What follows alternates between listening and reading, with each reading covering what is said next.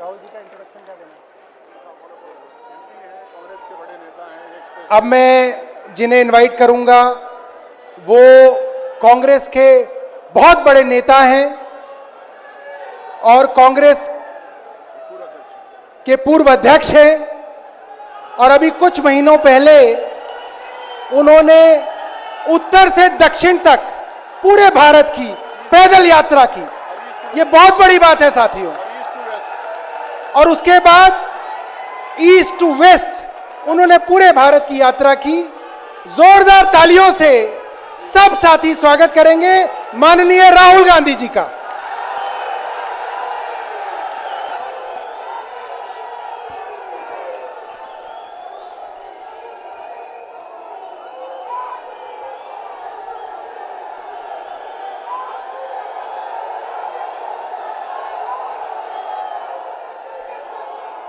Stage पे India गठबंधन के वरिष्ठ नेता खारगे जी,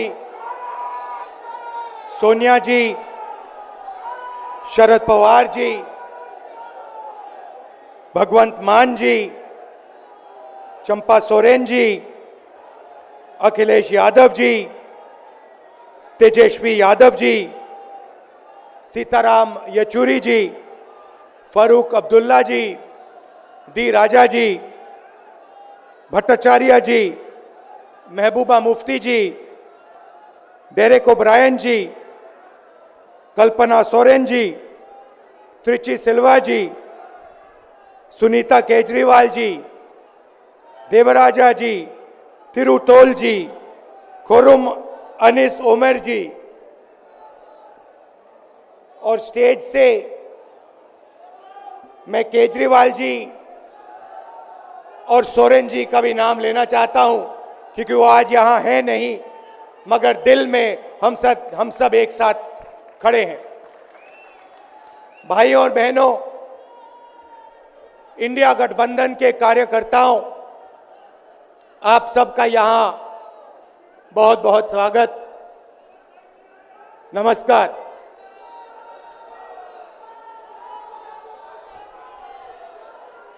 आजकल आईपीएल के मैच चल रहे हैं, देखते हो आप लोग। मैच फिक्सिंग शब्द सुना है आपने? सुना है? जब बेईमानी से एम्पायर पर दबाव डालकर प्लेयर को खरीदकर कैप्टन को डराकर मैच जीता जाता है। क्रिकेट में उसको मैच फिक्सिंग कहा जाता है। हमारे सामने लोकसभा का चुनाव है। अंपायर किसने चुने? नरेंद्र मोदी ने। हमारी टीम में से मैच शुरू होने से पहले 2 खिलाड़ियों को अरेस्ट करके अंदर कर दिया। तो भाइयों और बहनों, ये जो चुनाव हो रहा है, नरेंद्र मोदी जी इस चुनाव में मैच फिक्सिंग करने की कोशिश कर रहे हैं। ये जो उनका 400 सीट का नारा है, ये बिना ईवीएम के, बिना मैच फिक्सिंग के, बिना सोशल मीडिया और प्रेस पर दबाव डालकर खरीदकर ये 180 पार नहीं होने जा रहा है। सब मिलाकर आप देखिए, कांग्रेस पार्टी विपक्ष की सबसे बड़ी पार्टी है।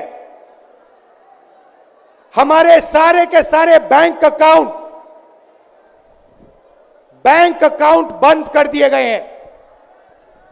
चुनाव के बीच में देश की सबसे बड़ी ऑपोजिशन की पार्टी के सारे अकाउंट बंद कर दिए। हमें कैंपेन चलाना है, हमें लोगों को प्रदेशों में भेजना है, पोस्टर लगवाने हैं। सारा का सारा जो हमारे रिसोर्सेज हैं, बैंक अकाउंट बंद कर दिए गए। तो ये कैसा चुनाव हो रहा है? नेताओं को धमकाया जाता है, पैसे देकर सरकारों को गिराया जाता है, नेताओं को जेल में डाला जाता है। केजरीवाल जी को, सोरेन जी को ये पूरी की पूरी मैच फिक्सिंग करने की कोशिश की जा रही है। और ये मैच फिक्सिंग सिर्फ नरेंद्र मोदी नहीं कर रहे हैं, ये मैच फिक्सिंग नरेंद्र मोदी और हिंदुस्तान के 3-4 सबसे बड़े अरबपति मिलकर कर रहे हैं। यह सच्चाई है। और यह मैच फिक्सिंग क्यों हो रही है? भाइयों और बहनों, इसका सिर्फ एक लक्ष्य है कि हिंदुस्तान का संविधान, जिसने इस देश के गरीब लोगों को भविष्य दिया, सपने देखने का हक दिया, उस संविधान को हिंदुस्तान के गरीब जनता से के हाथ से छीनने के लिए यह मैच फिक्सिंग की जा रही है। और मैं आपको बताना चाहता हूं कि जिस दिन यह संविधान खत्म हो गया, उस दिन यह हिंदुस्तान नहीं बचेगा। इसको पुलिस से, धमकी से नहीं चलाया जा सकता है। यह जो संविधान है, हिंदुस्तान की जनता की आवाज है, हिंदुस्तान के दिल की धड़कन है। इसको जिस दिन खत्म कर दिया गया, उस दिन यहां पे हिंदुस्तान नहीं बचेगा। अलग अलग स्टेट हो जाएंगे, हिंदुस्तान नहीं बचेगा। यही इनका लक्ष्य है। ये सोचते हैं कि संविधान के बिना धमकाकर, डराकर police, CBI, ED, income tax department के साथ देश चलाया जा सकता है। ये सोचते हैं मीडिया के बिना देश चलाया जा सकता है। आप मीडिया को खरीद सकते हो, आप मीडिया को दबा सकते हो, आप मीडिया के रिपोर्टर्स का मुंह बंद कर सकते हो, मगर आप हिंदुस्तान की आवाज को नहीं दबा सकते हो। इस आवाज को कोई नहीं दबा सकता। दुनिया में कोई ताकत नहीं है जो इस आवाज को दबा सकती है। भाइयों और बहनों, बीजेपी के एमपी ने कहा कि जैसे ही हम चुनाव जीतेंगे, मैच फिक्स करके 400 सीटें जीतेंगे, वैसे ही हम संविधान को बदल देंगे, संविधान को रद्द कर देंगे। ये ऐसे ही नहीं बोला गया। ये टेस्ट करने के लिए, आइडिया टेस्ट करने के लिए बीजेपी के एमपी ने बोला है। ये लड़ाई संविधान को बचाने की लड़ाई है। जैसे अखिलेश जी ने कहा, संविधान चला जाएगा, गरीबों के हक चले जाएंगे, आरक्षण चला जाएगा, और जो आपका धन है, गरीबों का धन है, किसानों का धन है, मजदूरों का धन है, वो 5-6 लोगों के हाथ में चला जाएगा। नोटबंदी की, जीएसटी लागू किया। मुझे बताइए, जीएसटी से, नोटबंदी से किस गरीब व्यक्ति को फायदा हुआ? किस छोटे दुकानदार को फायदा हुआ? किस किसान को फायदा हुआ? किस बेरोजगार युवा को फायदा हुआ? किसी को नहीं। 40 साल से सबसे ज्यादा बेरोजगारी हिंदुस्तान में आज है। 1% लोगों के पास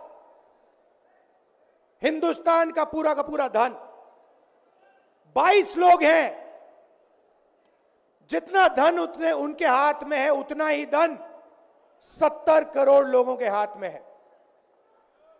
ये संविधान को क्यों मिटाना चाहते हैं? क्योंकि आपका धन जो है आपसे छीनना चाहते हैं।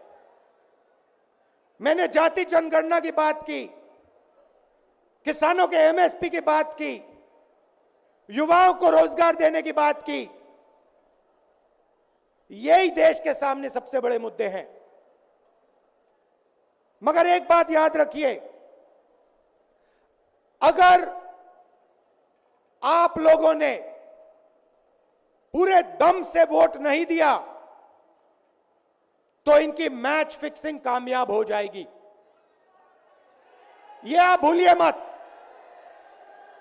और जिस दिन मैच फिक्सिंग कामयाब हो गई, उस दिन आपका संविधान, हमारा संविधान खत्म हो जाएगा।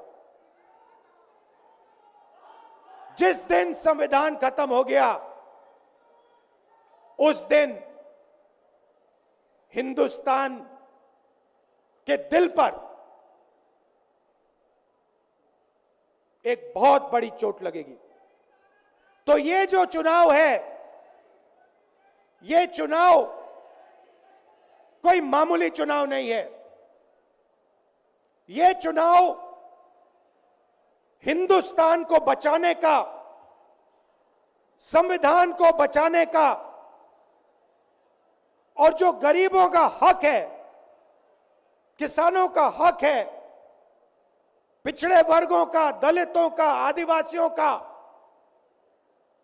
गरीब जनरल कास्ट के लोगों का हक है, उसको बचाने का हक है। उसको बचाने का चुनाव है। यह बात आप याद रखिए, क्योंकि अगर यह चुनाव जहां मैच फिक्सिंग की जा रही है, वो पूरे देश को दिख रहा है। बीजेपी के लोग कह रहे हैं,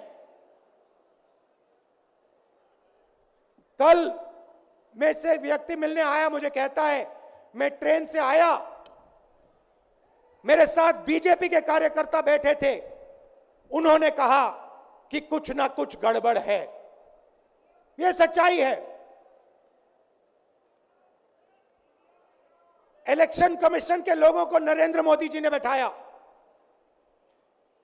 दो नेताओं को, दो चीफ मिनिस्टरों को जेल में डाला।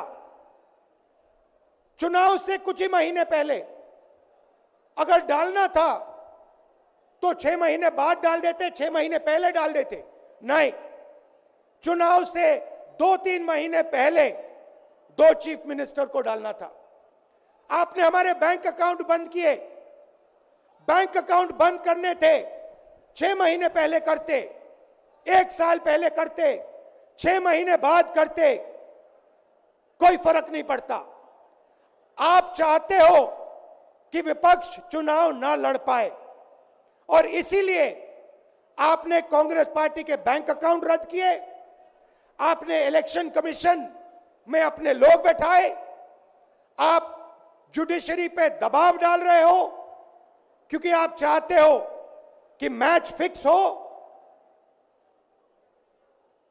संविधान रद्द किया जाए और आप सत्ता में रहो। मगर भाई और बहनों, मैं सच बोलता हूं, और मेरी बात आप अच्छी तरह सुन लो। अगर हिंदुस्तान में मैच फिक्सिंग का चुनाव बीजेपी जीते और उसके बाद संविधान को उन्होंने बदला, तो इस पूरे देश में आग लगने जा रही है। जो मैंने कहा याद रखो, यह देश नहीं बचेगा। यह चुनाव ये चुनाव